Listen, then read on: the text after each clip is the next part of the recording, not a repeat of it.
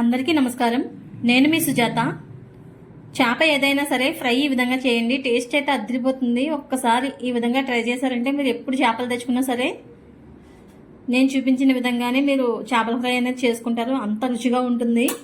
చేప ముక్క చాలా జ్యూసీగా, టేస్టీగా, సూపర్గా ఉంటుంది. నేను చెప్పిన చిట్కాలతో మీరు ఈ చేపల ఫ్రై తయారు చేసుకుంటే టేస్ట్ అయితే అదిరిపోతుంది. ముందుగా ఈ చేప ముక్కల్ని సన్నగా కట్ చేయించుకున్న ముక్కల్ని తెచ్చుకోవాలి. అంటే బాగా లావుగా అయితే మనకి మసాలా అనేది బాగా పట్టదు.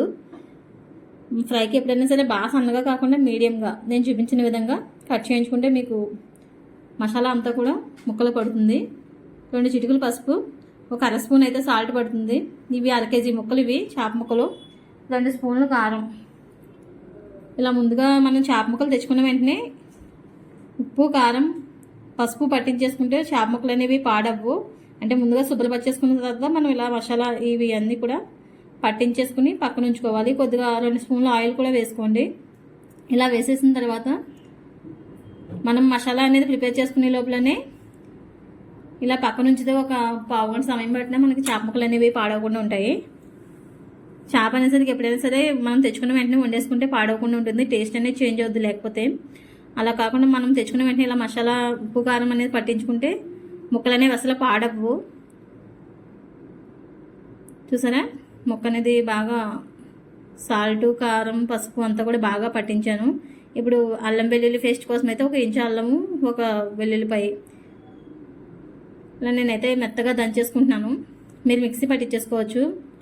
ఈ మసాలా పౌడర్ కోసం అయితే 1 పావు టేబుల్ స్పూను మిరియాలు, 1 స్పూను జీలకర్ర, 1 స్పూను ధనియాలు, ఇవన్నీ కూడా లవంగాలు 3 ఇవి వేసేసుకుని బాగా మెత్తగా దంచేసుకోవాలి. మీరైతే మిక్సీ పట్టించేసుకోవచ్చు.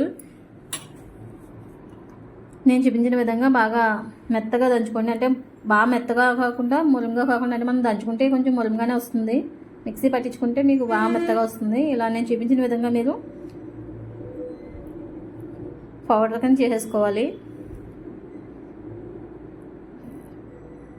ఇలా చేసుకోవడం వల్ల టేస్ట్ అనేది సూపర్గా ఉంటుంది.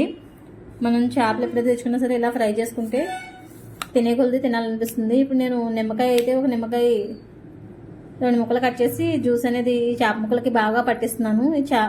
మనం నిమ్మరసం వేయడం వల్ల చేప ముక్కలు అనేవి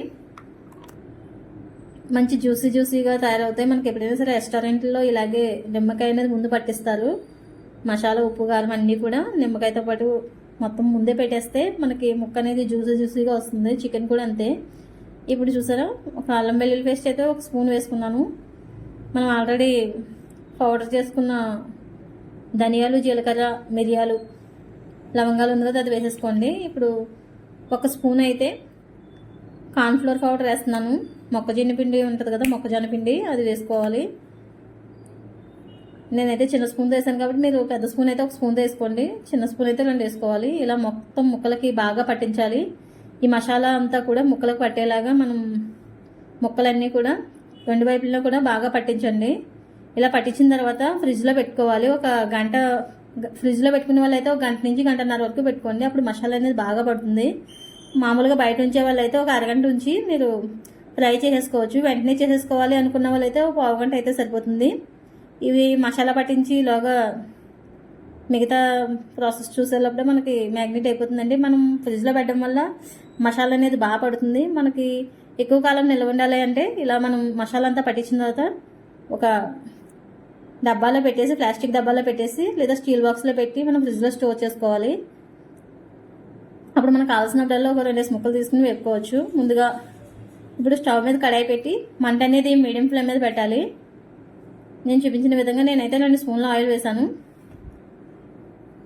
ఈ 2 స్పూన్ల ఆయిల్తో మొత్తం ఈ ముక్కలన్నీ కూడా వేపేయచ్చు.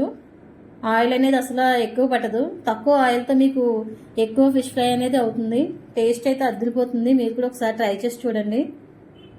ఒక పక్కన బాగా వేగిన తర్వాత రెండో పక్కకి ఈ విధంగా వెనక్కి తిప్పాలి. ప్రతి ముక్క కూడా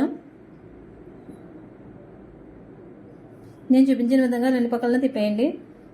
చేప అనేది హెల్త్కి చాలా మంచిది. అప్పుడప్పుడు వేపుడు అనేది చేసుకోవడం వల్ల మనకి స్నాక్స్ కింద కూడా తినేయచ్చు. దీన్ని రైస్లోకే కాకుండా చపాతీ ఇంకా స్నాక్స్ కింద సూపర్గా ఉంటుంది. ఇలా వేపుతూ ఉంటేనే మా పిల్లలు తినేస్తున్నారు. నేను పెట్టిన వీడియోలో మొత్తం ఇన్ని ముక్కలు వేపితే చివరికి అందులో కొన్ని ముక్కలు అయితే టేస్ట్ చూడడానికి అయిపోయినాయి మా పిల్లలకి. ఇప్పుడు ఇందులో ఇలా కొద్దిగా మసాలా అనేది వేగింది మాడితే కనుక తీసేసి పక్కకు ఉంచుకోండి. ఇప్పుడు నేను కరివేపాకు ఫ్లేవర్ కావాలి అనుకున్న వాళ్ళైతే ఇలా 2 రెమ్మల కరివేపాకు వేసేసి ఒకసారి అదే ఆయిల్లో ఆ కరివేపాకు అనేది పక్కకు తీసేసుకుని మిగతా ముక్కలు అందులో వేసుకుంటే ఈ కరివేపాకు ఫ్లేవర్ అనేది ఈ ఆయిల్లో ఉండడం వల్ల ముక్కలకి బాగా పట్టి మనకి చేప ముక్కలు అనేవి సూపర్ టేస్టీగా ఉంటాయి. అంతేకాకుండా కొత్తిమీర కావాలంటే కొత్తిమీర వేసుకోవచ్చు, కానీ కరివేపాకు అనేసరికి మంచి ఫ్లేవర్ వస్తుంది.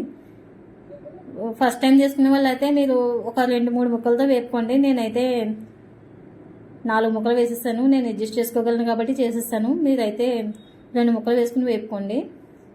మంట అనేది మీడియం ఫ్లేమ్ మీద వేపితే మనకి ముక్క అనేది బాగా వేగి మసాలా అంతా కూడా ముక్కలకు పడుతుంది, టేస్ట్ అయితే అదిరిపోతుంది. ఇలా 2 పక్కలన కూడా ప్రతి వైపున 2 పక్కలన బాగా వేగేలాగా మూత అయితే పెట్టవలసిన అవసరం లేదు. చేప ముక్క అనేసరికి మనకి తొందరగానే ఉడికిపోతుంది.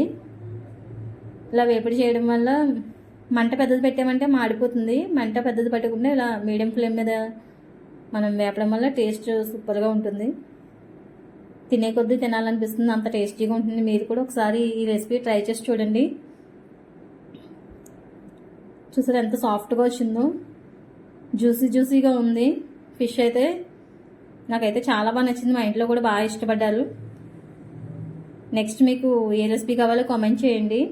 ఈ వీడియో కనుక మీకు నచ్చినట్టయితే లైక్ చేయండి, నా ఛానల్ని సపోర్ట్ చేయండి. సుజాత కుక్ ఫైల్ నా ఛానల్ని సబ్స్క్రైబ్ చేయండి. Thank you for watching. Please subscribe my channel. Next రెసిపీతో మీ ముందుకు వస్తాను. Thank you.